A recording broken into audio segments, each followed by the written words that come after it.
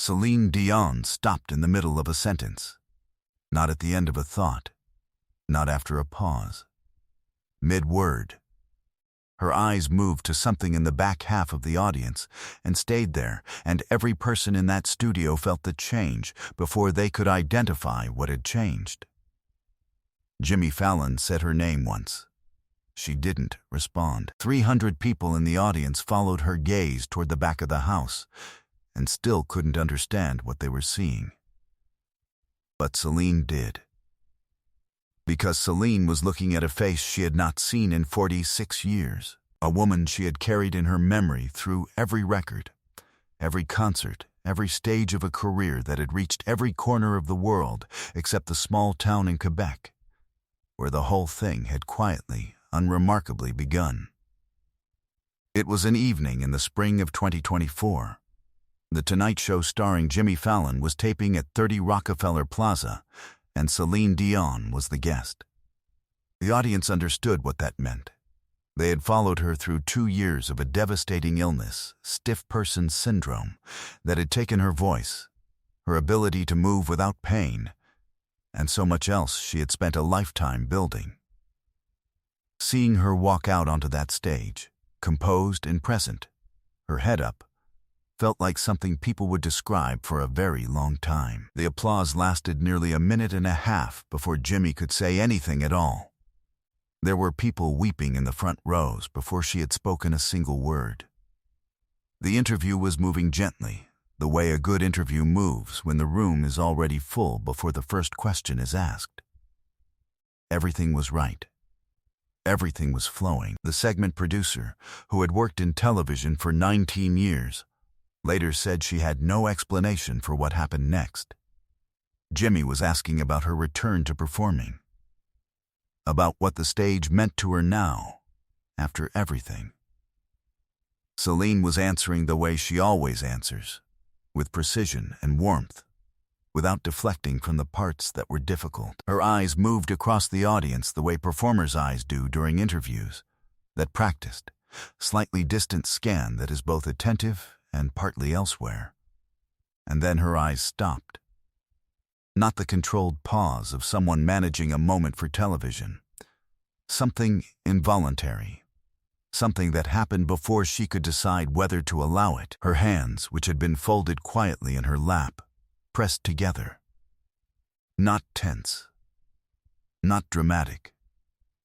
Just still.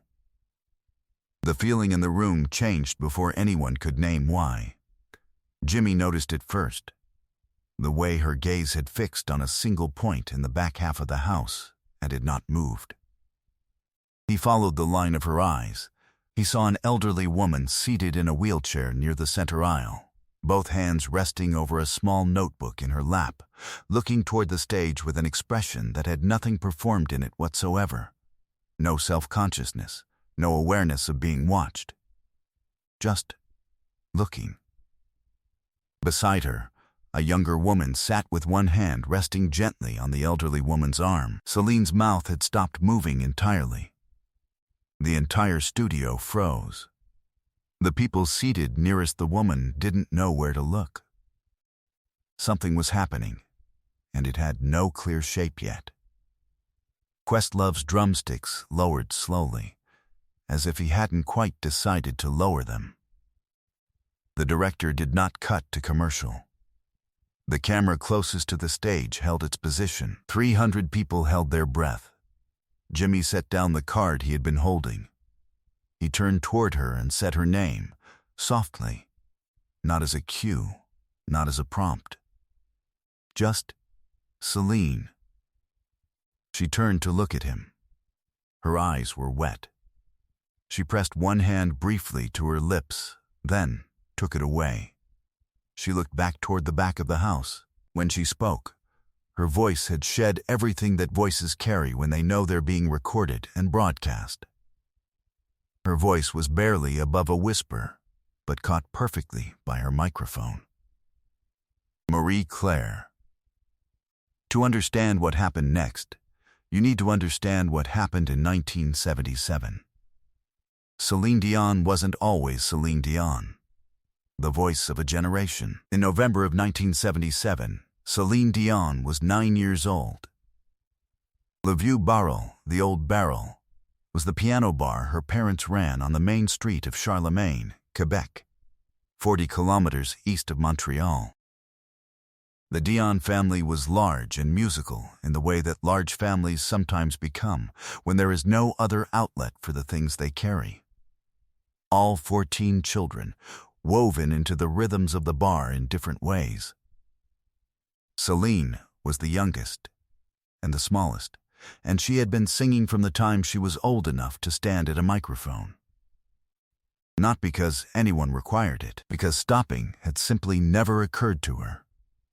That was the small, unremarkable world that Marie-Claire Bouchard walked into on a rainy Thursday evening in late November. Marie-Claire was 30 years old and had been teaching 3rd grade at the primary school in Charlemagne for 4 years. She had spent that particular day managing a full classroom through the long and difficult end of a week, and she came into Le Vieux Barrel because it was on her way home. The evening was cold, and she needed somewhere warm to sit before making the walk. She settled near the back, ordered something small, and did not look at the stage right away. She had other things on her mind. Then she heard Celine sing. She told her daughter decades later that she had stopped breathing. Not because the voice was technically perfect. Celine was 9 years old, and 9-year-olds are not technically perfect. But there was something in the sound that she could not locate any explanation for. Unevenness beneath the girlhood of it, a certainty the child herself had not yet discovered she possessed.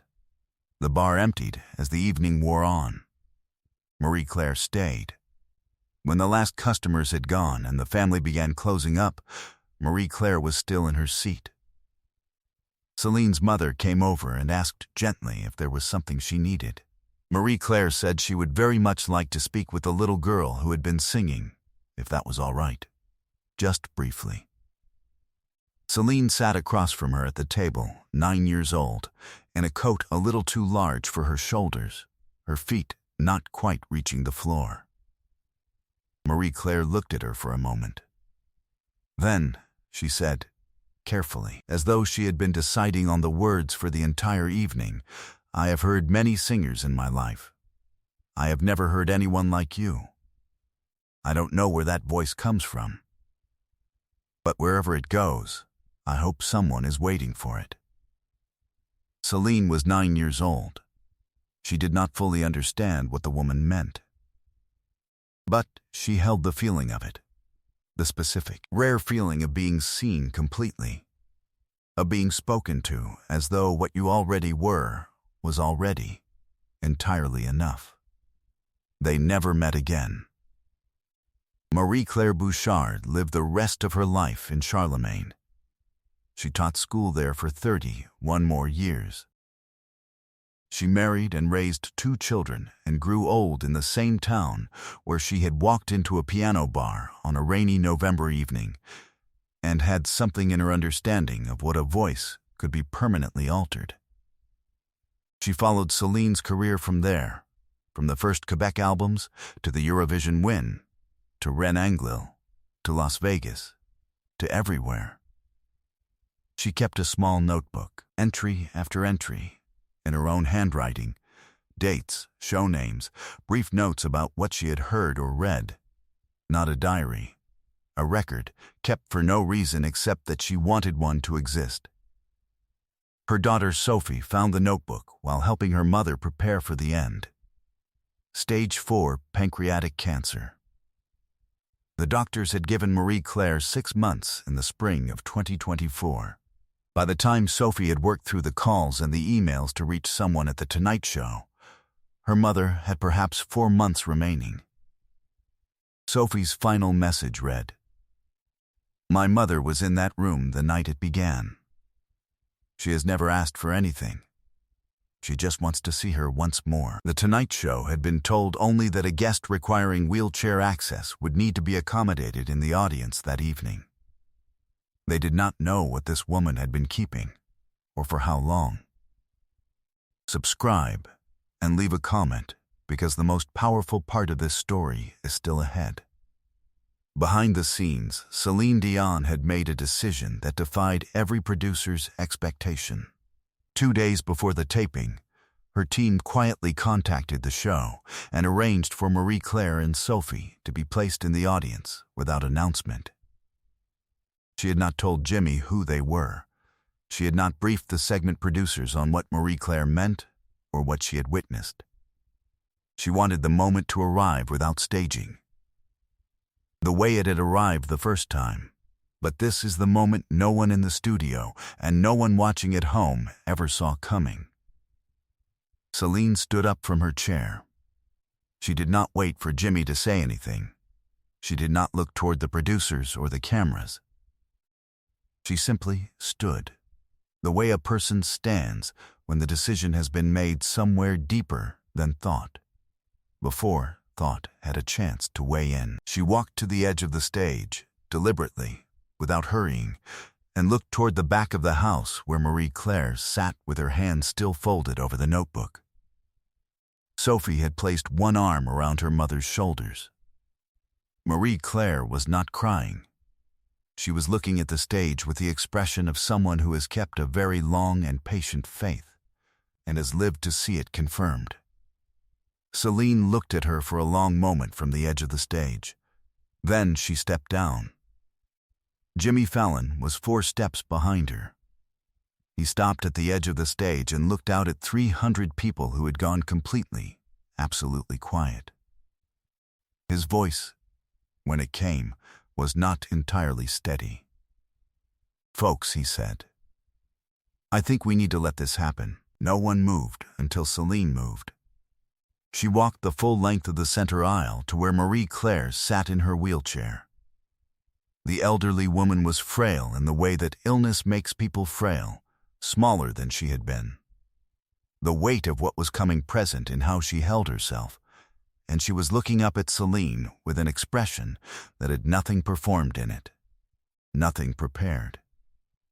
Just recognition, old and clear and unshaken by anything that had passed in the years between.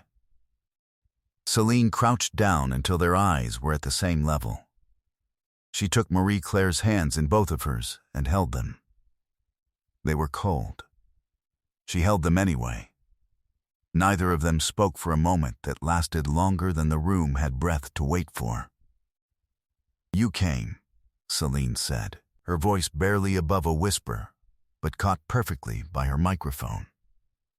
Marie-Claire's eyes filled. She shook her head slowly, in disbelief, in gratitude, in something older than either of those things. "You remembered me," she said. "Every time," Celine said.